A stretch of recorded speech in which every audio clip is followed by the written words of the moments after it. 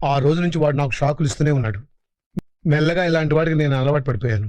కానీ కొన్నాళ్ళ తర్వాత ఓ రోజు రాత్రి కంచం లేకుండా అన్నం తినొచ్చు, లంచం తీసుకోకుండా ఉద్యోగం చేయొచ్చు, కానీ అగ్గిపెట్టి లేకుండా సిగరెట్ ఎలా వెలిగిస్తాం? ఎవరినన్నా అడిగి అటు ఓ వన్ కోచించాలు మాస్టర్. మ్యాచ్ బాక్స్ ఉందా?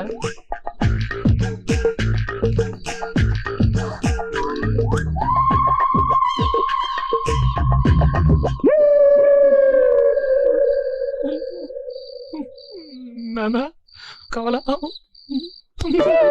సారీ.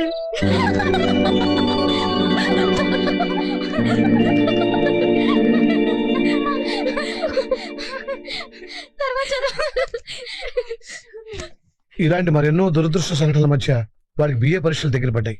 వాడి పరీక్షలకి నేను ఎంత చదివానంటే అదేదో నా పరీక్షలు చదివి ఉంటే ఖచ్చితంగా కరెక్ట్ అయి ఉండేవాడిని. ఎగ్జామ్స్ మొదలయ్యాయి. ఆ రోజు వాడికి హిస్టరీ, ఆ సబ్జెక్ట్ వాడికి పెద్ద మిస్టరీ. ఏంటి?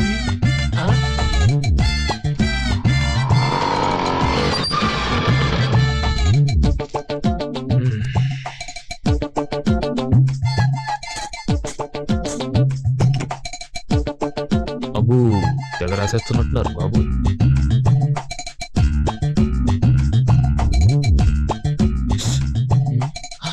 తెచ్చావా? టైం అయిపోయింది, త్వరగా విసిరి.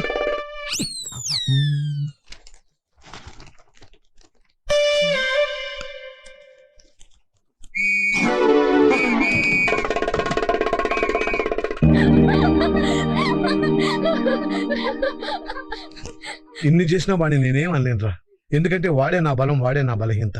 అందుకే కనీసం నా నుంచి దూరంగా ఉంటేనైనా బాగుపడతాడేమోనని చిన్న ఆశ. వాడు సూటు బూటు వేసుకుని పెద్ద ఉద్యోగం చేసి సుఖపడాలని నా కోరిక. వాడేమో ట్రాక్టర్ ఎక్కుతా పొలం దొరుకుతా అంటున్నాడు. వాడికి ఆ కంప్యూటర్తో నేర్పించి అమెరికా కాకపోయినా కనీసం పాకిస్తాన్ అని పంపించు. నా కొడుకు ఫారెన్ లో ఉన్నాడని 10 మందితోనూ చెప్పుకుంటాను. ఆ పుణ్యం ఏదో నువ్వే కట్టుకోవాలి రసీను. ఉంటాను. ఇట్లు నీ శేఖరం.